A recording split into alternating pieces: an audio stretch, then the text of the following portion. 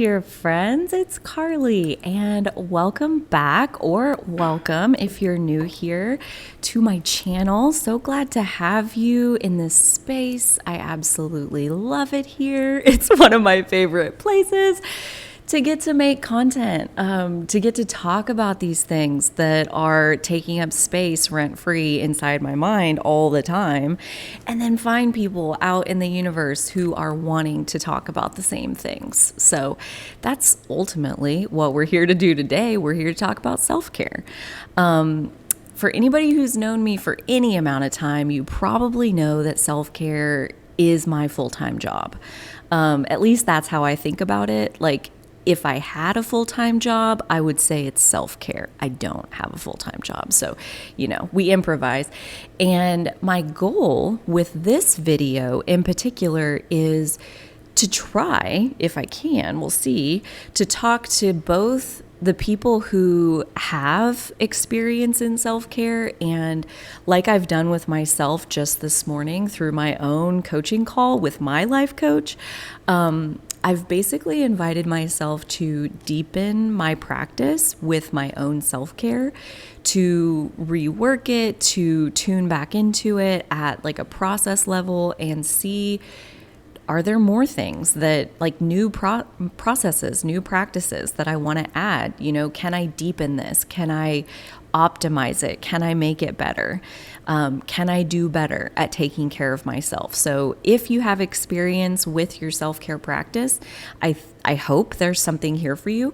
I also want to really be mindful to keep this very beginner level approachable, because I also think that, in my opinion, could be biased because it's my video, but I personally see this video as a must watch for anybody who is new to self-care, mostly because, like anything in the world, basically, spirituality especially, or anything to do with our personal belief systems, it's really important that we keep our BS meter on and operational all the time. So this message included, as we look out into the world and see all kinds of things, we see so many different definitions of what self-care is, what it's not. And in this video, I am going to talk about 3 things that it is, 3 things that I think it is not,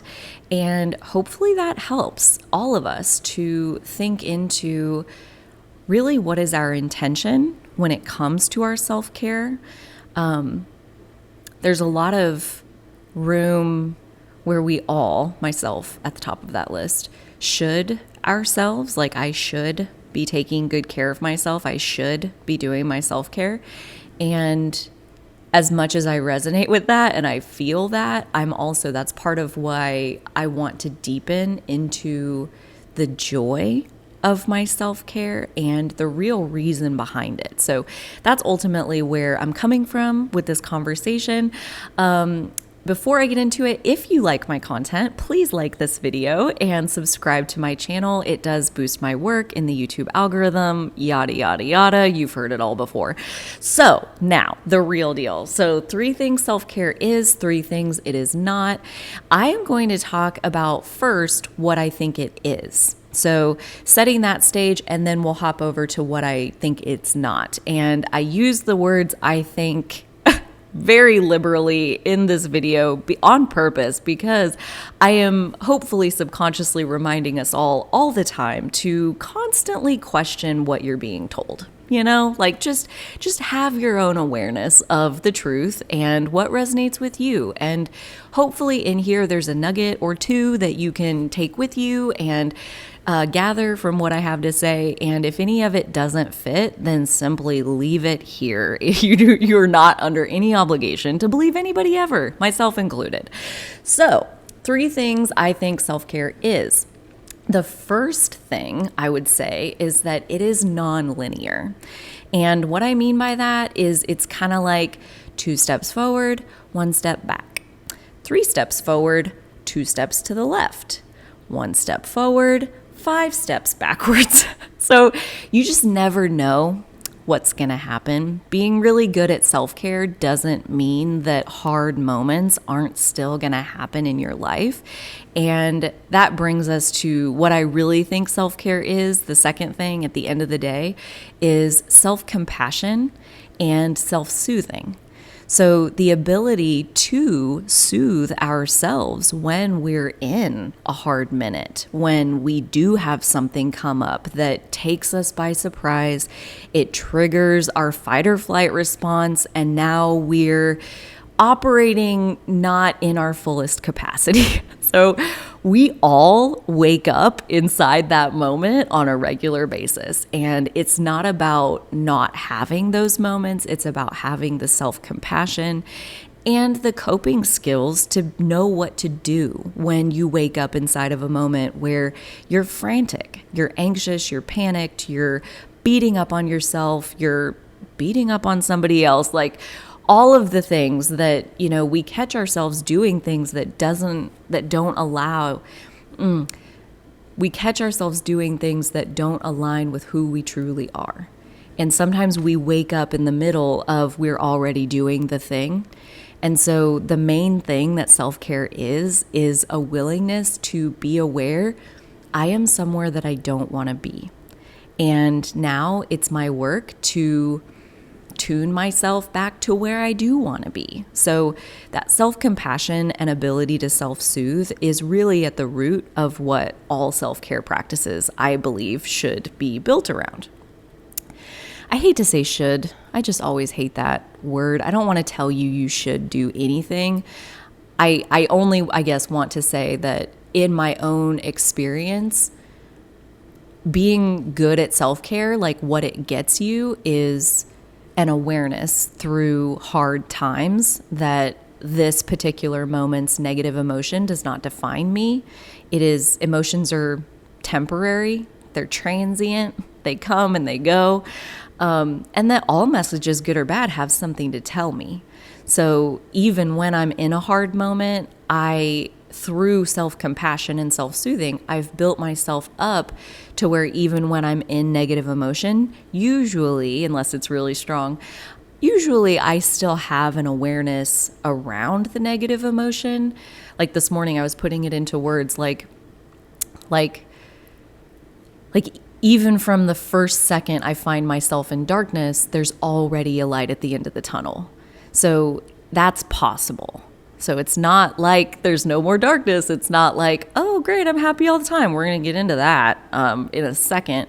It's about being able to soothe yourself when things like shit hits the fan. So yeah, that's the big one. So first, it's nonlinear. 5 steps forward, 3 steps back, 2 steps to the left. Like, who even cares? You're just here to be present in the moment and enjoy your experience. So a little better, a little better, a little better. Ooh, wow, that's a big shadow that I still have. Like, okay, great. Yeah, I'm going to work on that.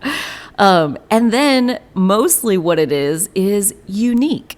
So nonlinear, it's self-compassion, and it's unique. So that is the main reason that anybody who's telling you like 5 steps to self-care or anything like that, like, I wish it was that simple. I really wish that I could make a video for you that says, here, do this, and you will feel amazing. But everybody's list of self-care practices and routines and rituals, everybody has their own path to it. And there's a lot of reasons for that. And, we could make a whole video about like maybe using your natal chart to help understand your path to self-care. That would be kind of fun. But for now, we'll just leave it at it's unique. It's a path that you feel your way to through what helps you feel better. Self-care is self-soothing, so what helps you feel better? If a nice bath with a couple candles helps you mellow out and let go of the day and release the tension that you're feeling and let your shoulders come down off your ears, and like if that's what helps, then do that. If you sit in the bath and you're bored and you're like itching to get out, then that's not working for you. So the practice itself is kind of neither here nor there. Like anything can count as self-care if it helps you feel better. So Netflix, Is that self-care, or is that being a couch potato? Is binging Netflix for 2 days, is that wrong? What if I told you I did it for like 2 months? Is that self-care? Does that count? Well, given where I was at the time, it helped me feel better.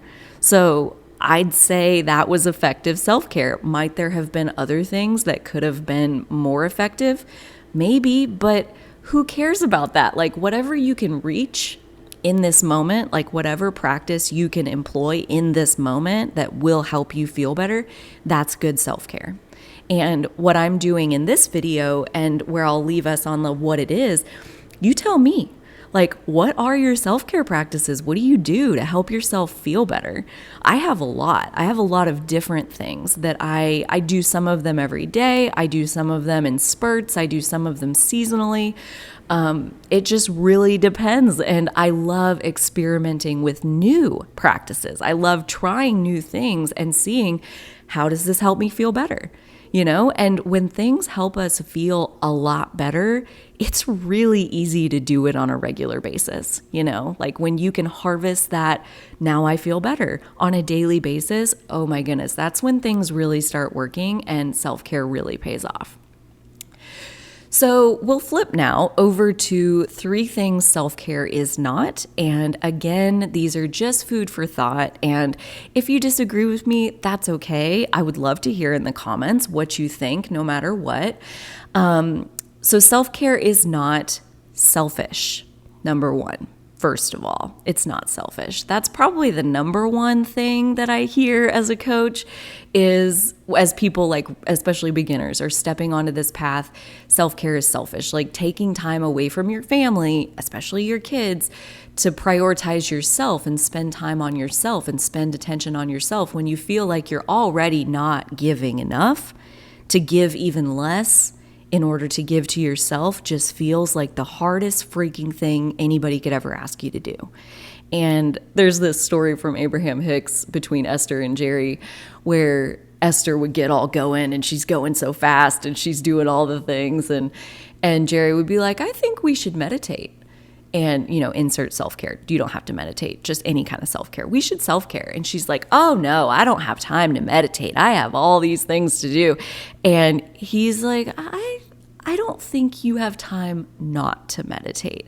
Like the amount of extra capacity that we gain by doing self-care is worth the investment of the time that we spend to do the self-care. There's another story, Selfish Giver, where the whole idea of selfish giver is that you, as the giver, put yourself at the top of your list, not after the most important people, like at the top, your number one priority to yourself. And you do that on purpose and proudly, because when I take good care of myself, when I fill my gas tank all the way up, when I cultivate extra, when I'm able to like fill a few gas cans and put those in the trunk of my car, when I'm able to generate that fuel within myself, then somebody calls me and says, hey, I'm stranded in the middle of nowhere. Can you help me? And I proudly say, absolutely, I'll be there as fast as I can. And you're able to be there because you've done such a good job of making sure your tank is full and you have extra. And now you're in a position where you can easily give that away to somebody who is in need right now. The most heartbreaking thing to anyone who says like self-care is selfish and I don't have time for that and all of that, the truly heartbreaking thing is when your kid or your friend or your spouse or whoever genuinely needs your help and your gas tank is empty and you're stranded by the side of a different road and now you can't help them. You have to leave them stranded because you don't have anything to give. That is heartbreaking. So that's a food for thought as far as like how selfish you think self-care is. And this is another place where I'm kind of speaking to people who have experience with their self-care practice and may feel like they're past this. And I would just invite you into this space of sharing this realization with me that I had this morning. I'm like over 5.5 years into a daily self-care practice. And just this morning, I caught myself feeling guilty because I was doing what I felt like doing instead of doing what I thought I should be doing according to not even according to somebody else, according to what I thought they were thinking, like one of those where you're making it all up in your mind. I felt guilty. And what is guilt if not feeling selfish? So I felt guilty as of this morning. So this is food for thought for anybody, no matter how much experience you have with your self-care, is to deepen that understanding of I give to myself so that I will have something to give to others when it comes time to be of service. I think especially if you have a heart of service, if you're a giver by nature, you know what burnout is. You know exactly what it is. It's the ones who aren't givers who don't know what burnout is about. Like, whoa, that's a realization that I'm having in this moment. Holy crap. Okay. So the second thing that self-care is not is exclusively about what you look like. So there's just a lot out there on self-care practices and all of that. And this is one of those things where so a mask, like a facial type thing, where you put that on for 20 minutes and it is like skincare for your face. Is that self-care? By definition, I would say it counts in a category of like physical self-care at a minimum. And depending on, like, let's say the mask has a scent, and while you're wearing the mask, it allows you to be extra present because of the sensation of the mask on your face and the smell of the mask. And so it really grounds you into the here and now and helps you to release anxiety and worry and frustration about anything that is outside of this present moment. Now we're in the territory of spiritual self-care. So maybe even mental self-care. Basically, the bottom line of what I'm getting at is that, my opinion, a good self-care practice, routine, regimen, relationship is about all three: body, mind, and spirit. So it is a balance between all of them, right? So to think that self-care has anything to do with how much you weigh or what you look like, in my book, that is not self-care. That is, I would say, barely, if even, scratching the surface of really getting to the heart of what self-care is. And that, again, goes back to that self-compassion, self-soothing. And the last thing that self-care is not is always positive. So it is not always positive. A very real element of self-care, especially when we get into the spiritual and mental self-care, physical too, especially if you've had body trauma, is shadow work. When you point your attention towards yourself, you get an eyeful. You get to take it all in, all of it, all of your good, all of your bad, all of it. And that includes our shadow. That includes the parts of ourselves that we have rejected. That is essentially what our shadow is. And when we reject ourselves, it's really painful. And when we reject ourselves, typically we had a really good reason for doing that, for shutting down that part of ourselves. It's typically a survival mechanism having to do with some kind of unfortunate experience. And here's an example that, like, trauma, I am not discounting anybody who has had, let me say that better.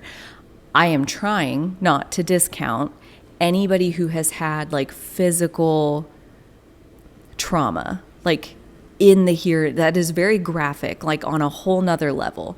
But there's also just this underlying traumatic event type vibe that can happen with, like, on the surface, it doesn't even look like really anything happened. Doesn't even look like anything went wrong. it seemed like such a minor event on the surface, I guess is what I'm trying to say. And on the inside, it can have traumatic repercussions. So this is an example of that, where when I was little, I remember I've always loved to sing. My mom told me that like when I was a baby, like before I could talk, I would sing, I would hum in my like going to sleepness. And when I was like 5 or 6, I'm going to say, it was for a school pageant. And I was like at home at my grandma's house practicing this song that we were singing for the pageant. And I was really going for it. I was like getting after it, feeling pretty full of myself and just enjoying like my voice. And this is so fun. And I love this song and like all of that. And my grandma, my well-meaning sweetheart of a grandma, she dead ass looks right at me and she's like, Carly, that doesn't sound nice. And like just well-meaning and traumatizing. My little 5-year-old self I would say never sang in front of anybody again. I mean, I am only just like in the beginning stages of being able to physically like open my throat and be able to sing in front of people. And even then, when I say people, I mean like one person that I have let hear me sing in person. So it doesn't take a big, gruesome, awful, ugly moment to land a significant limiting belief deep in your subconscious that now as I work towards what I feel is my soul mission, which includes my ability to use my voice. So here within the last year or two, I've turned my sights on healing my voice and activating my throat and being able to use it.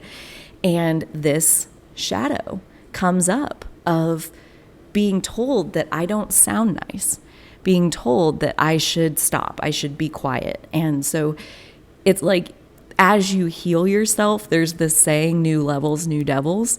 And I absolutely love that because it keeps us humble in the never endingness of it. And realizing that as soon as we heal and we get, this good at taking care of ourselves, and now we're living at this level where this person lives, now that she's getting really good care, there are new levels, new devils. There are new things to face, new things to heal, new things that are ready to be healed. Now that you have more strength about you, you're now ready to face a deeper level of your own healing.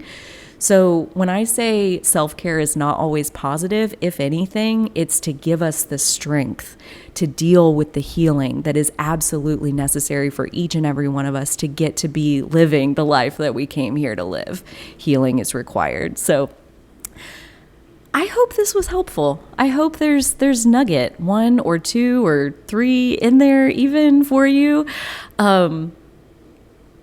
It felt really good to talk about. And actually, this was one where I recorded the whole thing and the memory disk on my computer was full. So I get all the way to the end of the video and it's like, yeah, that didn't save. Good try, but no. And that tells me that really my self-care is kind of like on track for the moment, at least. Like Abraham says, it's not a college degree that you get and hang on your wall and now you have it forevermore. It either is or isn't in the moment, right? And so when I saw like, oh, your 25-minute recording didn't save, like, oops, oopsie. It was like, huh, okay. And an instant understanding that anything that is worth saying twice. And I can guarantee you, now that I've delivered the same-ish speech twice, the second one was way better. So you can thank the universe for cutting me off on that first one and getting us to this. So I hope there was something in there for you. If anything, I hope that you can feel the love that I am sending through these videos into your world. This space is always here for you. This bubble of energy is always here for you. And I'm so glad you're here. Until next time, dear friends, you take such good care of yourselves, and so will I.